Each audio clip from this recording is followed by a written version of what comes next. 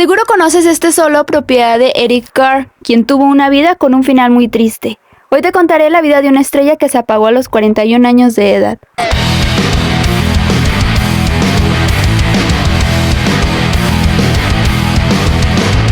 Un 12 de julio de 1950, Albert y Connie Carabello, pareja migrante de Italia residentes en Brooklyn, Nueva York, ven la llegada al mundo de su primer hijo, al que le dieron el nombre de Paul Charles. Años más tarde, la familia creció con la llegada también de sus dos hermanas, María y Loretta. Desde muy niño, Paul tuvo acercamientos a la música gracias a que su abuelo era trompetista en una orquesta, así que con ayuda de su abuelo, el pequeño niño aprendió a tocar ese instrumento. Una vez, mientras estaba en su casa, vio por primera vez a la banda de Beatles y le llamó muchísimo la atención, tanto que quedó hipnotizado por la batería. Fue ahí cuando se enamoró del instrumento e hizo a Ringo Starr su referente y la razón por la que se adentró más en el mundo de la música. Al principio, Paul tocaba con lápices sobre cualquier superficie y en cualquier momento, tanto así que cuenta su mamá que llegaron a llamarle la atención en su colegio porque interrumpía las clases. Paul quería aprender a tocar una batería e insistía en que quería tener la suya propia. No pasó mucho tiempo para que sus primos le regalaran su primer tambor con unas baquetas reales, y aunque Paul tenía miedo de las baquetas, su amor por la batería jamás se fue. Con su tambor practicaba día y noche, pero él quería aprender más. Entonces le dijo a su madre que quería una batería con más tambores. Y ella habló con su padre, a lo que él le respondió a Paul que podía ir a trabajar con él en su tienda de muebles los fines de semana para ayudarle y de paso ganar un poco de dinero. Unos días después, Paul y su padre estaban cerrando el local y vieron que una tienda de música estaba cambiándose de locación. Entonces el papá de Paul se ofreció a ayudar con la mudanza y a cambio le dieron un gran descuento por la que se convirtió en la primera batería de Paul.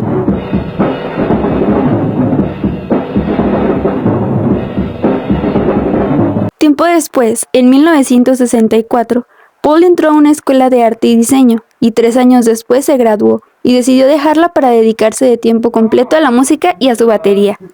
Cuando Paul tenía 15 años, en 1965, decidió formar su propia banda, The Sillerman, donde incluyó a compañeros de su escuela como guitarrista y bajista, mientras él tocaba la batería y cantaba, y el padre de Paul los dirigía como su manager. Pronto se volvieron populares en la región y a pesar de que eran solo unos niños, ya tocaban en bares que se abarrotaban al escuchar que The Sillerman tocaría esa noche ahí. En 1967, la banda estaba lista para formalizar la agrupación. Entonces Paul dedicó su tiempo a escribir 2 canciones que posteriormente se grabarían en el estudio de Geordie Records. En 1968, The Sillerman grabó otra canción en el mismo estudio, y cuando el resto de la banda recibió su copia de la grabación, se llevó una gran sorpresa al ver que la portada del disco no decía The Sillerman, sino que decía Paul Carabello y The Sillerman.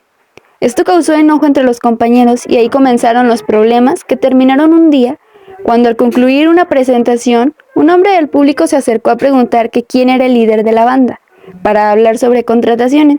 Pero los integrantes respondieron que la banda no tenía líder. Paul al escuchar eso se entristeció, ya que no lo consideraban un líder a pesar de todo lo que él había hecho, como cantar en la mayoría de las canciones o que incluso su padre les ayudaba a transportarlos o consiguiéndoles presentaciones.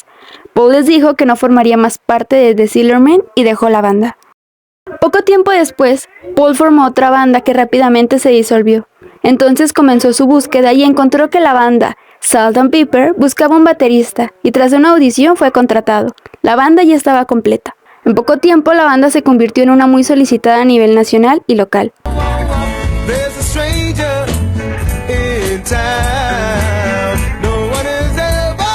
En 1979, y Paul, al ver que si seguía ahí se quedaría en donde mismo y no podría superarse, se salió de la agrupación.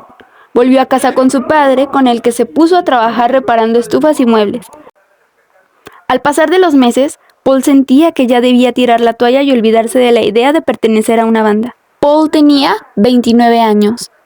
Algún tiempo después, al platicar sobre este tema con un amigo de él, se enteró que la banda internacionalmente conocida, Kiss, había despedido a su baterista y estaban en busca de alguien que ocupara su lugar. No lo pensó más, y aunque sentía que Kiss buscaba a un muy gran baterista, y él no se consideraba tan bueno, fue inmediatamente a la tienda de música y compró el disco y un mask. Aprendió todas las canciones en un par de días, y tras esto se puso a escribir su biografía. Su currículum lo completó con una grabación de él mismo cantando Shandy. I just can't pretend no more.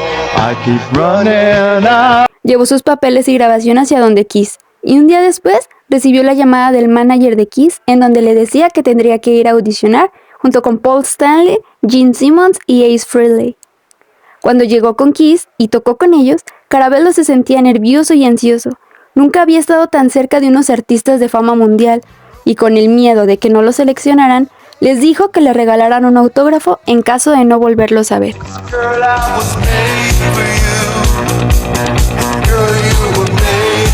Cuando Kiss se sentó a decidir sobre los que habían audicionado, se encontraron en una postura muy difícil, ya que habían audicionado bateristas muy importantes y de gran talla.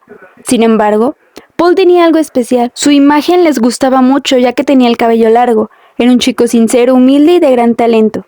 Así que Kiss ya tenía a su elegido. El 1 de julio de 1980, Paul Charles Carabello se convirtió en el baterista de Kiss.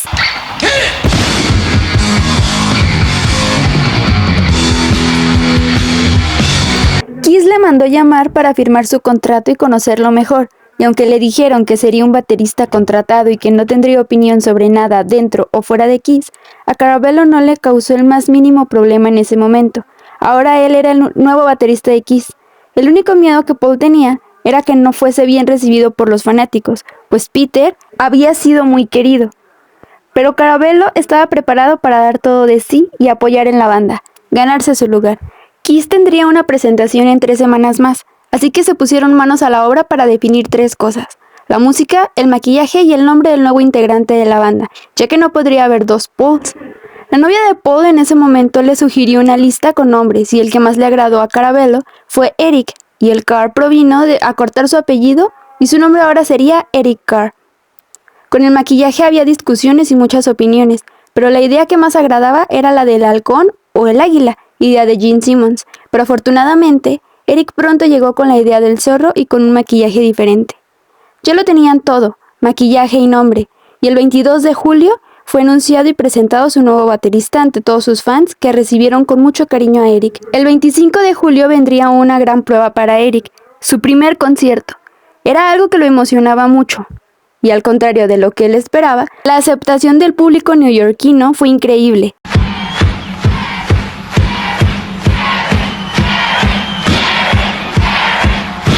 La gente lo ovacionó mucho esa noche. Se programó entonces una gira por Europa donde las personas apoyaban mucho a Kiss, y por supuesto, el público de allá también trató muy bien a Eric. Cuando Eric tocaba, los gritos y silbidos no se hacían esperar. Pero las cosas en el país de origen de Kiss no estaban del todo bien, y al contrario, estaban en decadencia.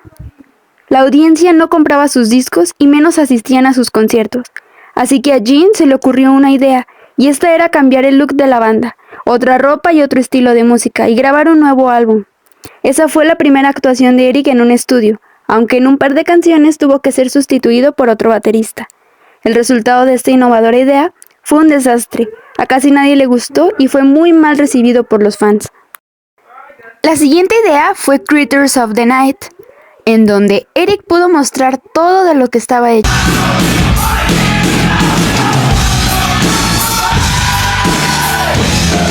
La canción I Love It Loud, con esa batería tan explosiva que tiene. El álbum tuvo un buen impacto, pero a pesar de ello, las ventas no fueron demasiadas, así que Kiss tuvo que recurrir a medidas muy desesperadas. Kiss without their makeup for the very first time. Vinnie Vincent, Eric Carr, Paul Stanley, Gene Simmons. Ace salió también de la banda y pronto fue sustituido por Vincent Cusano, después llamado Vinnie Vincent. Para este punto, Eric se había convertido en alguien muy querido para el Kiss Army, con esa impresionante forma de golpear la batería y con su carisma y buenas atenciones para todo el mundo. Eric no se iba de los lugares hasta que la última persona pudiera verlo y saludarlo. Dentro de Kiss, Carabello pedía a Paul y a Gene poder participar más, al menos con alguna canción como vocalista, lo cual le era negado muchas veces. Vinnie Vincent salió de la banda, y para el álbum Animalize fue sustituido por Mark St. John, pero solo estuvo un corto tiempo, pues fue despedido por sus problemas de salud, y su lugar lo ocupó Bruce Kulick.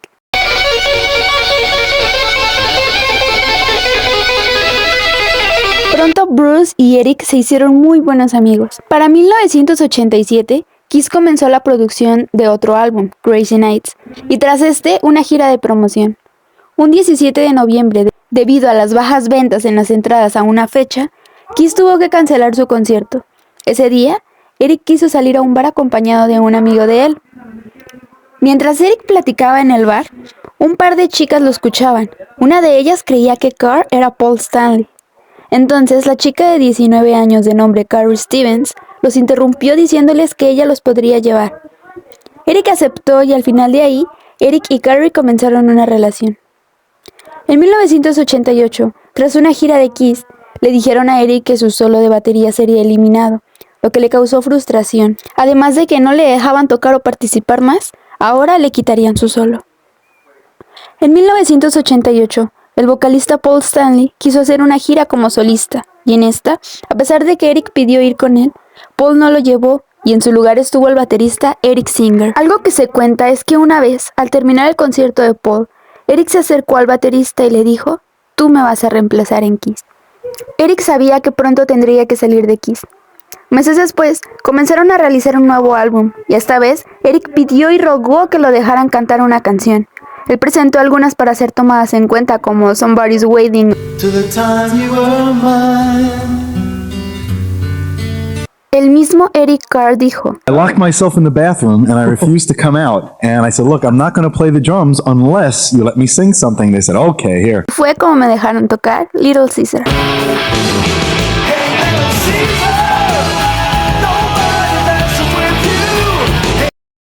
Poco después, le informaron a Eric que su solo no iba a ser restablecido, y Carabel lo enfureció mucho. Le habían arrancado algo que de verdad disfrutaba.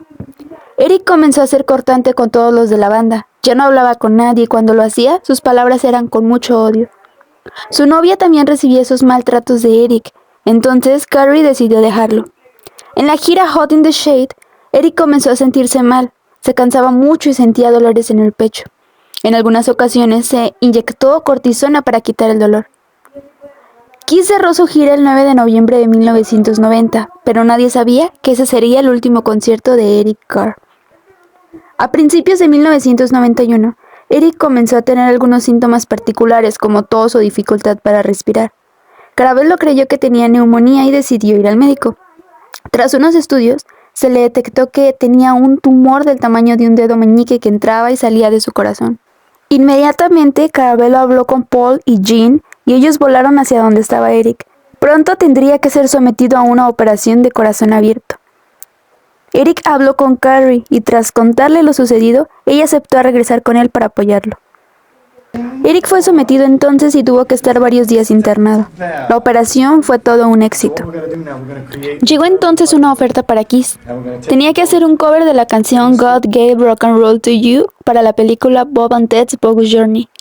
Kiss aceptó y para la canción, Eric Carr fue suplido por el baterista Eric Singer. Se dice que a pocos días después de la operación de Carabello, él se escapó del hospital porque quería ser parte de la canción, y tras ruegos lo dejaron cantar en la parte de los coros. Gave rock and roll to you. Gave rock and roll to you. Eric ya había sido reemplazado por Singer en la canción, pero no quería que también lo hiciera en el video. Llegó al estudio de grabación, habló con Paul y Gene y ellos aceptaron, y tras 12 horas estaba realizado el video de la canción.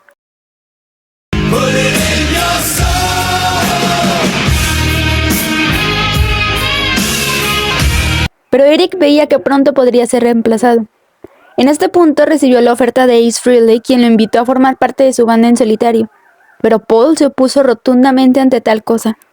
Eric y Carrie intentaron tener hijos, pero el cáncer debilitó el cuerpo de Eric y eso era ya algo imposible. Algo de lo que Eric se arrepentía era de no haber terminado su caricatura que había comenzado. Here we go again. Eric tuvo que ser sometido a quimioterapias. Rápido el cáncer había entrado en remisión, y cuando pensaron que Eric había vencido el cáncer, ocurrió lo peor. A Eric le dio un derrame cerebral que lo regresó al hospital. Pronto fue víctima del segundo derrame, y el 24 de noviembre de 1991, falleció Paul Charles Carabello a sus 41 años de edad.